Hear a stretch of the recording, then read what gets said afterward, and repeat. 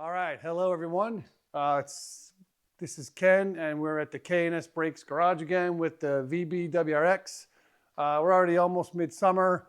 We're still doing some things with the car. We haven't been to the track as much as we like, but nonetheless, we do have our first sort of upgrade package ready to get on the website. We got it installed on the car. Everything's running great, and we'll go over what we did here just so you can see if you're interested. So, in summary, it's our version of a Subaru 4-pots, but adapted to fit the VB. We used a different version of that caliper that was actually made originally for a Nissan Z32 with 306 turbo from the early 90s. So that Sumitomo caliper uses the same pad shape as the Subaru 4-pot and is the same basic design. A couple of key differences that make it work in this application are: number one, it's aluminum, so it's lighter than the cast iron Subaru 4-pot.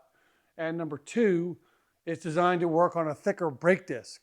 The Subaru 4-pots only goes on a 24 millimeter thick rotor that's only about 12 inches in diameter. The Z32 version goes over a 30 millimeter thick rotor, and in this case, it works with the stock rotor. So that makes the upgrade pretty simple, effective, and should be, a pretty good deal all in all for what you get for that. So kind of furthermore, again, this is a early aluminum 30 millimeter Z32 caliper. In this case, you'll notice there's no Nissan on the front here. So this is not even a reman at this point, it's a remake that has happened. In this case, we got them from this company off of Rock Auto. We'll try to find some links. I think they're on Amazon as well. You probably have to give up your core charge if they ask for it, but we'll see if we can find some links for that. Anyway, there's a close-up. That's the stock rotor that was on the car when I bought it still. We have some DBAs to go in there. And then in this case, you do need a new brake line because the Z32 caliper has a different end fitting in the back here, which you can't see. It's an inverted nipple versus a banjo bolt. And then, of course, you'll use pads, though, from the 06 WRX 4-pot, 2-pot. So that also is another benefit.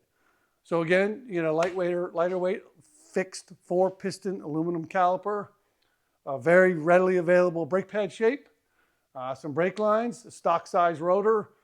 You're good to go. It's bolt on. We just use a relatively basic bracket and some hardware. You'll see those in the kits to come. So that's what we did in the front.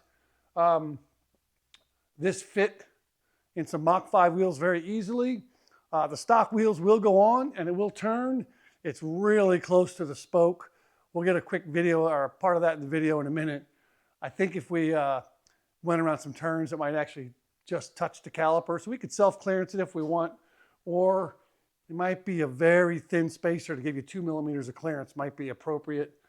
That's a sort of a different thing. I'm not sure what I think about that just yet. Generally, I hate spacers, as we all should, but it is an option to consider if you insist upon running the OEM wheels.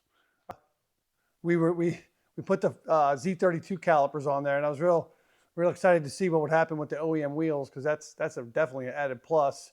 So it's all on, and it fits, and it's as close as it could possibly be. I mean, it's not touching anywhere as it goes by. However, if you were to drive around some corners on this, I'm sure you would do some self-clearancing.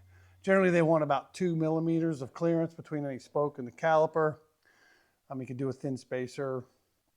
It is what it is. Anyway, that's how that worked out. Let's go back to the back of the car real quick.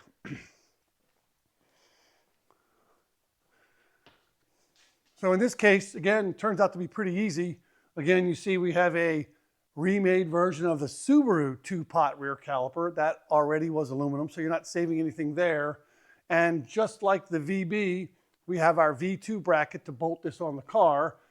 But the good news with the VB car is it already has the proper rotor size, vented. I think it's a 290 millimeter rear disc. So it's bolt on and go. This car is essentially BRZ brakes when it's stock. I don't think you're going to see a ton of weight savings here because the factory caliper is actually aluminum already. But you get a 2-piston fixed caliper, and again, you get to run that standard 06 WRX rear pad shape. Plenty of options there. So again, we made a brake line kit for that. It ends up being a 2-piece brake line. There's a bit of a mounting thing here in the center. Subaru has kind of a funny looking part there, so we just made it 2 pieces. But we got these nice SS brake lines, and the result you get from this, I mean, so far we just put the red stuff pads on there, but pedal feel was pretty well improved. I do think I'm going to put some much more aggressive pads in there because that's just what I do. But we probably would look at the master cylinder brace next. Anything to get some pedal feel out of the thing, because the factory brakes, as we all have sort of found out, they are pretty soft and hard to really utilize driving the car, anything beyond regular sort of pace. So we'll do another video with a few more details. There was a couple of random things that kind of cropped up during the install with both the parts and doing the install. I want to kind of review all that. It won't be a direct install manual, but it'll be close enough so you kind of know what you're getting into. We'll be getting, the brackets are on the website already, both front and rear. We have DBA rotors and pads, of course, all set up. These lines are due any day now. We'll get those listed quickly, so you can take a look at that and consider that for an upgrade brakes for your VB WRX. Thank you.